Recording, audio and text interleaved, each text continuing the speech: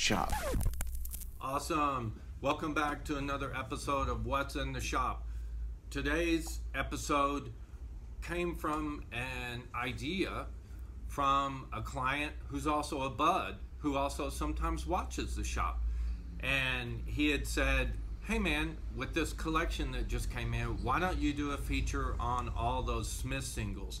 Yes, we had a collection arrive a few weeks ago from an old friend of mine, Kate Little, who now lives in Italy. Thanks again, Kate.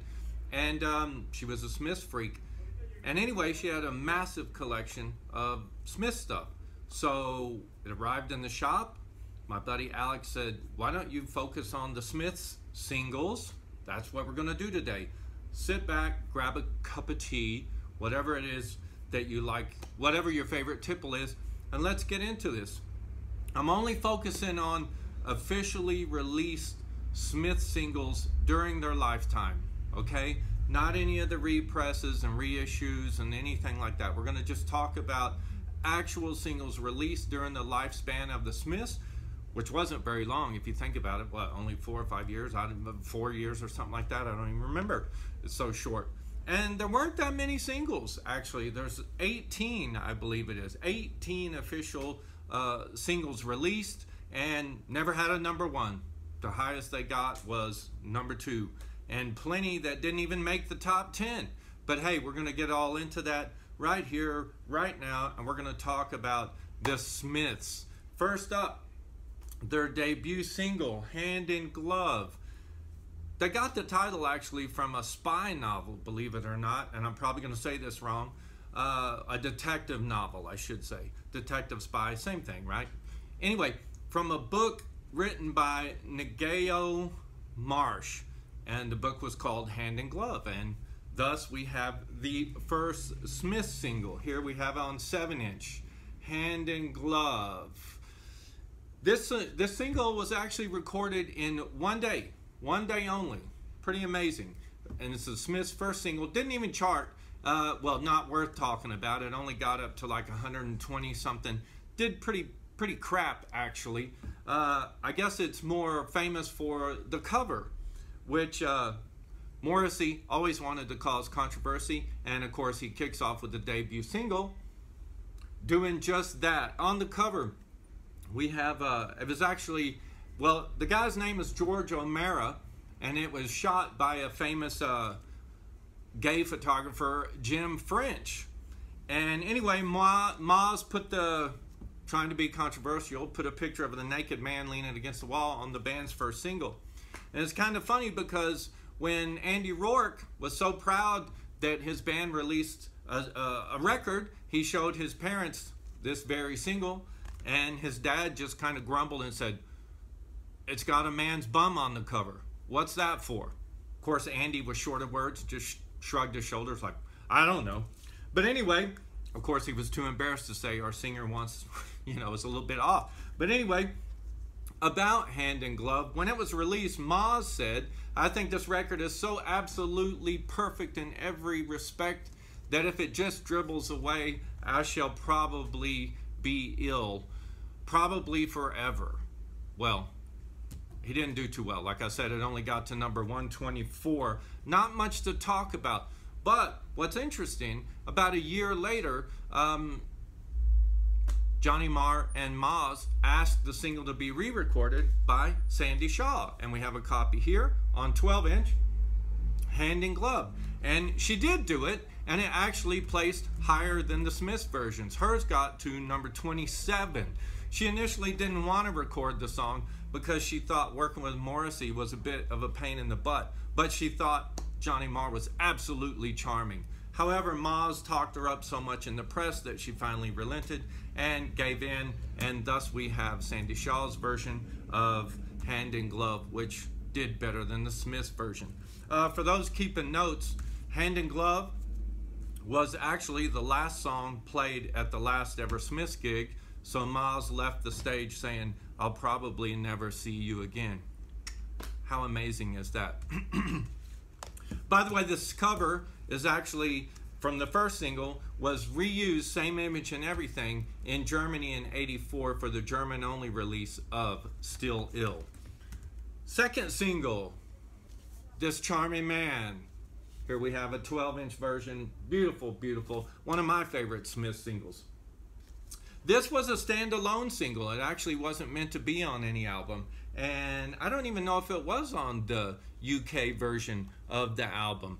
But it was on the US version. And that happened with a couple Smith singles. But This Charming Man. What we have here, this is Jean Marais, is the cover star here, in a scene from Jean Cocteau's Orpheus, the film Orpheus. Johnny Marr actually wrote This Charming Man after hearing Aztec Camera. The Smiths were booked in to do a John Peel session, I believe it was, and Aztec Camera had just released their single Walk Out to Winter, and Johnny Marr heard it, and he was quite jealous actually. So he sat down and knocked out a song that they could sing on the radio in a few nights, for a few nights later on John Peel, and thus we have This Charming Man. It was actually written at the same time he wrote Still Ill and Pretty Girls Make Graves. He sat down and wrote all three just in a bluster. They had 3 hours actually before the studio, the broadcast, to say, here, you have 3 hours to get in there and record these songs, and this is one of the fruits of that venture. The Smiths actually played this for their first national television appearance, believe it or not, on Top of the Pops, and it was '83 when that came out. And for this appearance, Morrissey took the gladiolas and stuck a bunch in his pockets and was wailing around all crazy on stage. Needless to say, it caught the attention of several people. Supposedly, seeing that crazy man flounce around stage with gladiolas in his pocket is what caused Noel Gallagher to want to start a band. Go figure. All right, about the song, a few little things about it. Morrissey obviously gets his lyrics and ideas from all over the place. He said he actually used some of his own diary entries for this song, you know, about going out and not having clothes to wear and so on and so forth. He said he wasn't a very popular guy and he was kind of a loner, and he would often imagine, like, oh my gosh, what if I got invited to this or that? I wouldn't be able to go because I don't have the right clothes. Well, obviously, he used those ideas for, I would go out tonight, but I haven't got a stitch to wear. One other note about This Charming Man, a New York DJ, Francois Kevorkian, remixed this. Why on earth? Because he thought it would be a good dance floor hit. So he remixed it with a little more of a dancey edge to it. Did not go down too well, but it is out there as a single. Jeff Travis from Rough Trade, the label head, liked the idea, pressed up copies to release in England, and of course Morrissey hated the idea, and even though it was released, it was soon withdrawn and, yeah, put to bed because the Smiths were not big fans of the dance version, but it is out there. You'll see on this single, sometimes you pick it up and it says like the New York version or New York mix. I don't recall which it is. It was actually, this single also #1 in Mojo's greatest indie records of all times, right here. The second Smith single, What Difference Does It Make, was #1 in Mojo's indie records of all times, but the single itself actually got to number 25 in the charts. Next up, What Difference Does It Make? We have here a few things. It got its name from the book written by Jack Kerouac, The Dharma Bums. Supposedly the character Ray Smith, the Smiths, Ray Smith, I don't know if there's any connection there, but Ray Smith would always say, what difference does it make? It also is weird to note that in the book he also says throughout when he's talking that he makes the comment several times, pretty girls make graves. Go figure. Smith's got an idea from that as well. Anyway, this single is their highest charting single, got to #2 on the charts. And it's interesting because I think part of that came from the producer John Porter. When Johnny Marr brought him the song, it was pretty straightforward, but it was actually John Porter. He had worked with Roxy Music, by the way, and Brian Ferry, and some other big names. But John Porter convinced Johnny Marr to put a guitar intro and double track, triple track, however many tracks they did of his guitar and thus made it more jangly and made that very familiar intro, all due to John Porter, whose idea that was. The original copy is this on the 12-inch. This is Terence Stamp holding a pad filled with chloroform. Terence Stamp, after this was released originally, didn't like it, so they had to pull it and replace the cover with Morrissey holding a glass of milk. So you see both here, and you can compare and contrast. Awesome. Of course, later, after the lawsuit was settled, they were able to reissue the single with the original cover as it was meant to be. Moz wasn't too happy with the lyrics, though, and he said that he was kind of embarrassed about this song, and I guess as a cut down, he compared his lyric writing on this song to Simon Le Bon of Duran Duran, and said that they were just pretty facile and pretty embarrassing. Next up, number 4, if you're keeping track. Heaven Knows I'm Miserable Now. We have it here in the 7 and 12-inch. Awesome. What about this single? Got to number 10. Pretty good, so they cracked the top 10 on that. It too, this single too, was a standalone single release, not meant to be on any album, although it was later put on Hatful of Hollow. Referring back to who we mentioned earlier, Sandie Shaw, Heaven Knows I'm Miserable Now was a nod and a wink to Sandie Shaw, and her hit several years earlier, her single, Heaven Knows I'm Missing Him Now. It's interesting to note, this is what, 83, 84, 84, that it's during this phase when this single came out where Morrissey got his nickname, Moz. The reason being is that Johnny Marr was just playing around when they were in the studio and made a comment, was trying to make a little rhyme and said misery, Mosery. Of course, as time went on in the studio, misery, Mosery got shortened to just Moz, and thus we have the nickname that stuck. The song, Johnny Marr said, was written on a new guitar, that a Gibson ES355, that red double cut hollow body. I think Noel Gallagher plays one of those as well.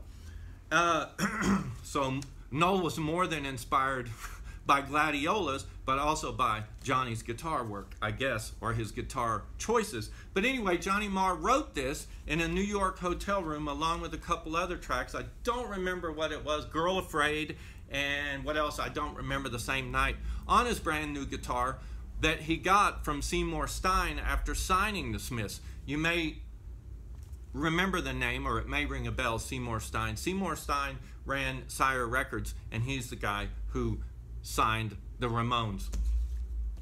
Who is this? This is Viv Nicholson on the cover. Her claim to fame in the 60s was she won the British lottery, and, you know, once she got a lot of money, ended up blowing it all, and then had a life of despair. She actually made it on a couple different Smith singles and was inspiration for Morrissey on a couple songs as well. In fact, in Still Ill, he took a line out of her autobiography, the famous line of under an iron bridge when what was it? Under an iron bridge we kissed and I ended up with sore lips. That was actually this lady, Viv, who wrote that in her autobiography. It's interesting to note, well, no, I'll touch base on that in a minute. That's Heaven Knows I'm Miserable Now. Rock and Roll Hall of Fame, funnily enough, cites this track as one of the 500 songs that shaped rock and roll. Go figure. Heaven Knows I'm Miserable Now, making it as one of the 500 songs that shaped rock and roll. I don't get where that comes from, but hey, that's what they say. Next up, single number 5, got to number 17 in the charts. We have here, William, It Was Really Nothing. Funny thing about this single, I've always seen this cover. By the way, the original is green. The reissue is in a purple color. So depending on what color copy you have, you know if it's an original or a reissue. I always looked at this cover and I thought, what the heck is this? Well, in case you haven't seen or heard before, this is actually a photo taken for an ad from ADS Speakers. And I believe the original ad said something like, will you throw your speakers out in the morning, or will you still love your speakers in the morning? But I often looked at that big boxy thing and wondered, what the heck is that on that bed? What's going on with that guy? So they actually used a speaker ad, kind of like the Maxell ad at that time. Again, this was a standalone single. William, It Was Really Nothing. It was added to Hat Full of Hollow. The song, what is it about? William, It Was Really Nothing. There's a lot of speculation. Some say it was about a love triangle. Morrissey, I mean, I guess we'll never know, will we? But Morrissey said he was just trying to talk about marriage and say about how boring it was from a man's point of view, to say, like, is it really necessary? It's not a big deal, you know what I mean? He felt there was time in popular music and popular culture where a man could tell another man, dude, you don't need to do that. Since women always get to tell women what to do, he figured he would tell us dudes what to do. There is some speculation, though, that there's a little something more involved, because William, It Was Really Nothing, some people say it was about the love triangle that Stephen had with William, William Billy McKenzie from the Associates, and his girlfriend or wife at the time. I don't recall. But that speculation is fueled a bit more because later on an Associates album, Billy McKenzie put out a song that was called Stephen, what was it? Stephen, It Was Really Nothing. Stephen, You're Really Something, it was called. So you go and figure on that. Once again, lawsuit ensued from ADS speakers after the Smiths started getting attention, and the cover was changed in the 80s, and Billie Whitelaw, an actress, a British actress I believe, was put on the cover. Next up, number 6 in the line of Smith singles, How Soon Is Now.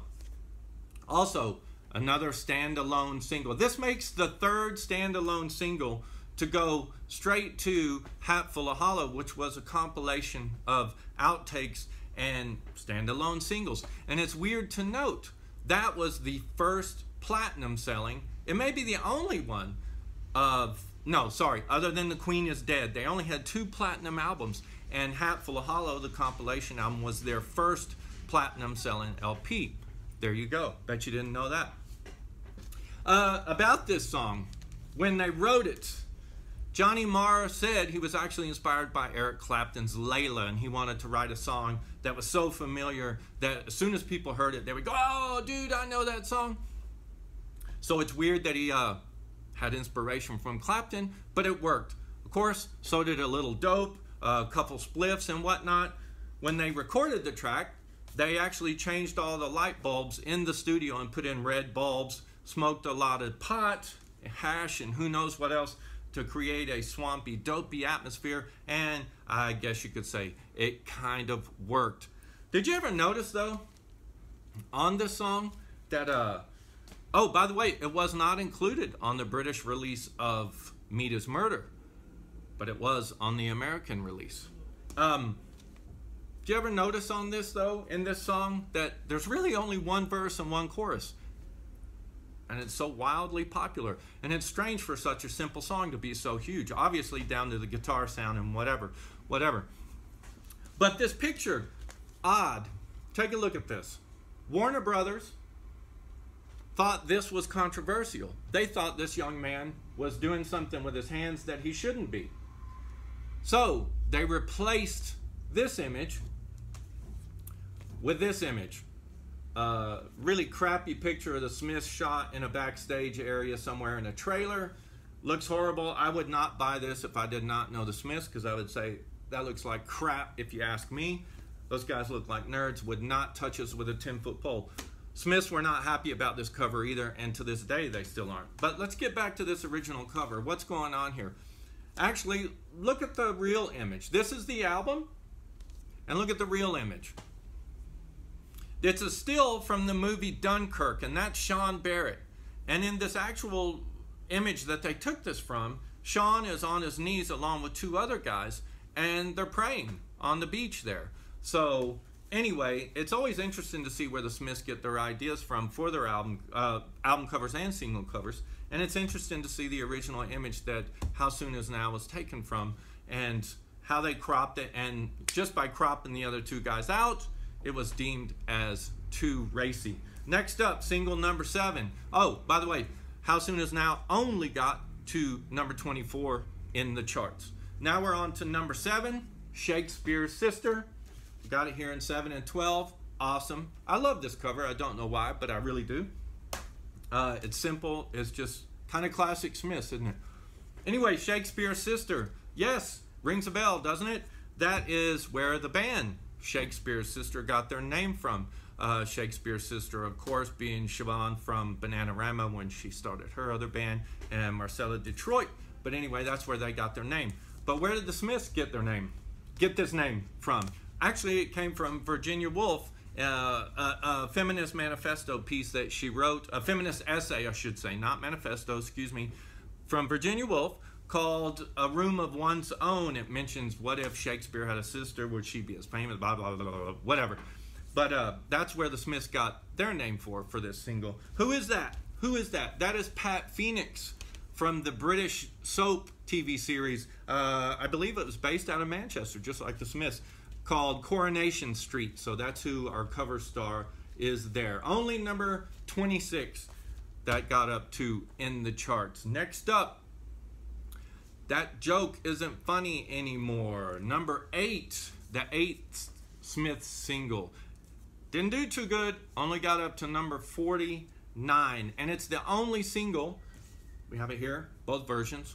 Hey, how's it going? Only got up to number 49, only single from Meet His Murder. Remember, How Soon Is Now officially wasn't on the British version, but on the American version only. And so this was the only single released from Meet His Murder. And a lot of critics are baffled by that. They're like, Meet His Murder is such a popular album and only one single released, and it didn't do too well. And it's not a very fun single. Actually, this is taken, this kid, they were looking through, Moz was looking through an old movie magazine, you know, a film magazine, I don't know what you want to call it, Movie Times, who knows. And there was a Russian movie, and I'm going to forget the name, it's The Enchanted Desna. Desna, I think that's what it was, yes. And, well, you can see the original picture here. I guess that's mother and son, or daughter, and that is what the cover star is. Who knows who they are, but it beats the original idea, which was going to be a picture of a dead chicken. Moz said he got the idea, was pretty obviously, well, kind of obvious. That Joke Isn't Funny Anymore. Moz wrote it about music journalist, always thinking that he was kind of down and depressing, and sang about kind of gray, mundane, boring things, which he kind of does, doesn't he?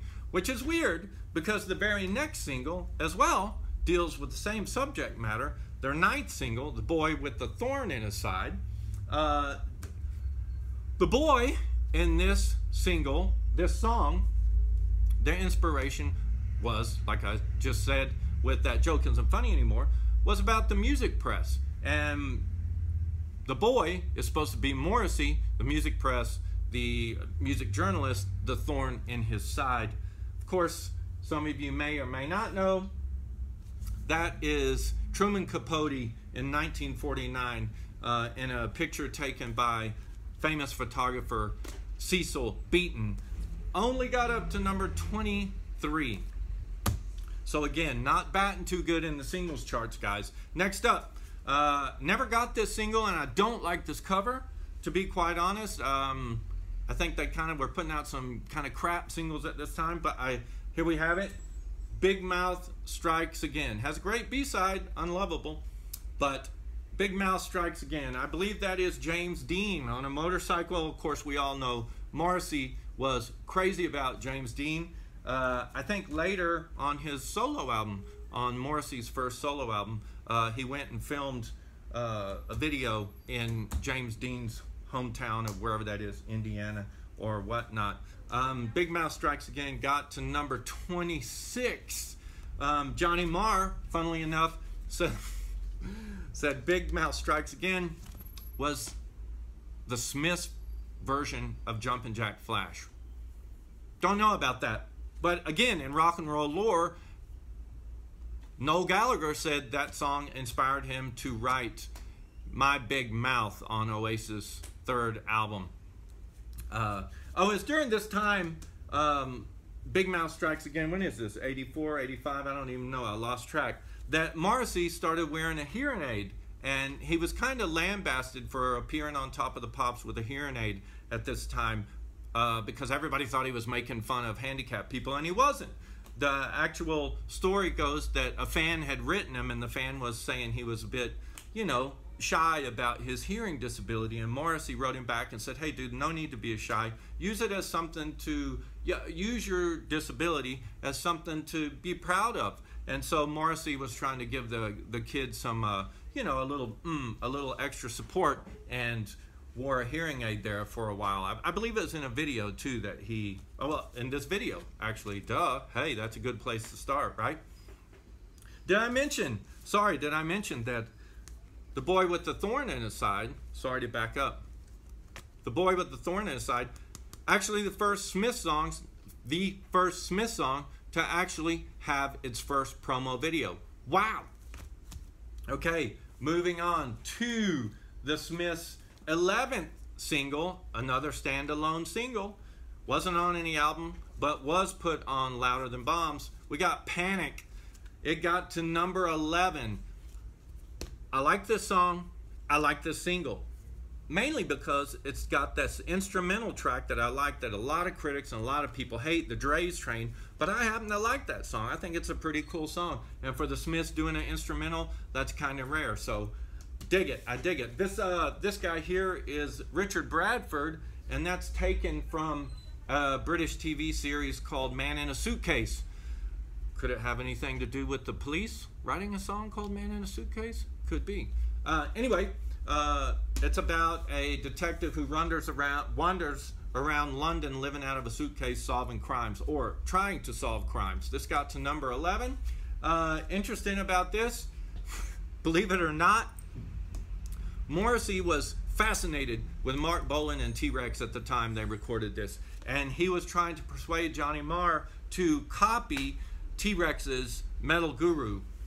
Now, if you listen to the songs, you can kind of hear a similarity, but Maz kept pushing Johnny to even copy the guitar solo that Mark Bolan did. You can't really tell that there's a solo in here, but you can kind of hear that they may have stolen from Mark Bolan on that. But yes, this supposedly is inspired and meant to be the Smiths' version of Metal Guru. So, again, play them side by side, see what you think. A lot of people, again, was upset with Morrissey. Remember I mentioned about the hearing aid about this. They said the Smiths were racist. That sounds familiar, doesn't it? In this day and age, racist, But they weren't. The reason why Panic, Hang the DJ, Hang the DJ, Hang the DJ, the music that they constantly play says nothing to me about my life. That's like me thinking about rap music, quite frankly, since that became a big deal. But to the Smiths, supposedly Johnny Marr and Maz were sitting around listening to the radio, and it was during the time of the, the Falklands War? I don't remember what it was at the time. The Chernobyl disaster, that's what it was. A meltdown, just like now. Anyway, it was after the Chernobyl disaster, and the DJ had played Wham, I'm Your Man, and then was talking about the Chernobyl disaster, and then threw on the new Wham single. That kind of threw Maz and Marr for a loop, and they just thought, what is going on in this current state of music? That question is still continuing on, because what the heck is going on, right?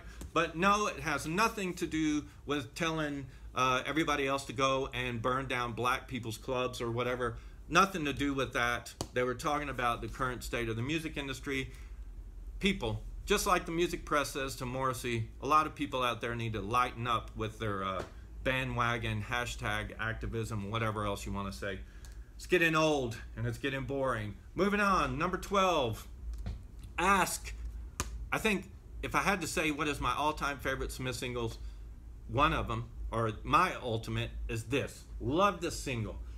This got to number 14, 7-inch, 12-inch, awesome. Awesome single. Got to number 14, and this is Yootha Joyce on the cover. This is taken from the movie Catch Us If You Can. The same image was used again later on a German issue they did for Some Girls Are Bigger Than Others. Great single. Love it. Moving on, let's see what's next. Oh, I love this single too, so it's kind of hard to say. Elvis, the King. This is number 13 for the Smiths singles. Their 13th single, Lucky 13, and it got to number 12. I don't know. I just think this is a great single. It's a great image. This image actually was one of the first press photos of Elvis Presley taken by his hairdresser, believe it or not. The song itself was a play on words. Shoplifters of the World Unite may sound similar to the Communist Workers slogan, Workers of the World Unite. Morrissey thinks this song was written at the Smiths' peak. I kind of think so myself. And believe it or not, Johnny Marr said one of his big inspirations for this was none other than Niels Lofgren, who at the time was playing with Bruce Springsteen. Another great Smiths single coming up, Sheila Take a Bow. Check it out, 7 and 12 inch. This got up to number 10. I think this one and, golly, I forgot what other single it was. Only 2 Smith singles made the top 10. I'll have to check on that and let you know. Was it Heaven Knows I'm Miserable Now, I think. Those were the only 2 Smith singles that actually got to top 10, which was the last highest chart entry of a Smith single. Now, who's that on the cover? Candy Darling, transvestite. Lou Reed sang about her. She was the one who went to town, never lost her head while she was, you know what. Lou Reed sang about her in Walk on the Wild Side. Next up, we have the 15th single in the Smiths catalog, Girlfriend in a Coma. Great tune. This was actually the lead-off single for the last album, Strange Ways, Here We Come. Not a big fan of that record, but hey, that's my opinion. Love this single though. This is a good single too. Great song, Girlfriend in a Coma. It's actually supposedly, well, I don't like Strange Ways, but supposedly Johnny Marr and Morrissey say it's their favorite Smiths album. But what about this track, Girlfriend in a Coma, which I do love?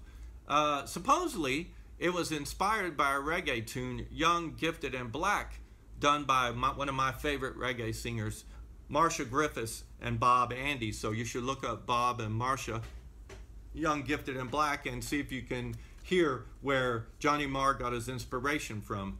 Girlfriend in a Coma, inspired by a reggae tune. Actually, the single was initially banned by the BBC because they thought it was morbid subject matter, but after a few weeks, things settled down, and it was able to climb all the way up to number 13, like I said. Oh, on the cover, this here is a British playwright and a huge inspiration to Morrissey. He's stolen some of her lines in his songs as well. This is Sheila Delaney. Moz, I think, first used some of her stuff early on in Reel Around the Fountain, the famous or the great line, I dreamt about you last night and fell out of bed twice. That was from this play right here. She's also the cover star on the Louder Than Bombs compilation. Once again, this got up to number 13. Next up, we have number 16 for Smith singles, and this is I Started Something I Couldn't Finish. This single, well, I don't even know if it placed. I don't know too much about this. It's a pretty good track though, pretty good track. This is Evil Angers, again, taken from the British soap series Coronation Street. Next up, we have number 17. I hope I'm not getting out of line here. Number 17 of the Smiths singles, Stop Me If You've Heard This One. Stop Me If You Think You've Heard This One before. This is the American copy of the single. I don't know if this was released in the UK on 7-inch. Maybe it was. And I think this is a German press in 12-inch. Came in different colors. I do know this was in different colors from the different countries that this was released in. This is very rare, by the way. If you happen to have this single, hold on to it. It's very, very rare. They'll stop me if you've heard this one before. This one was supposed to be the first single instead of, what was it? Sorry, Girlfriend in a Coma. Instead of this, it was supposed to be the lead-off single of from Strange Ways, but it got panned, and instead they put this one up. Sorry, I'm all confused. It wasn't supposed to be the lead-off. Smith singles get confusing. It was supposed to be the second single. This was the second single instead. Reason being, they thought this had morbid subject matter. I think it referred to the Moors murders, which Morrissey got in trouble for that early on with, what is the song about little children? Can't think of the name off the top of my head. But he got in trouble for that early on too, about referencing the Moors murders. And same thing with this. So it was pushed back. Instead they put, I started something, and then Stop Me If You Think You've Heard This Before was released.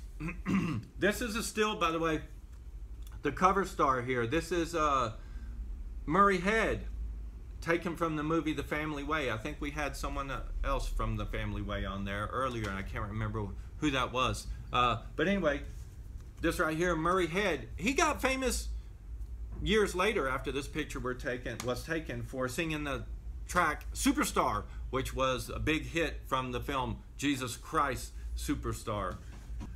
That's it, guys. Whew! I hope I didn't trip over myself. I hope I didn't put you to sleep. But we went through all the original singles released during the band's lifetime. I did not cover reissues, which came later, CD singles and all that kind of stuff. No, we just did the real deal.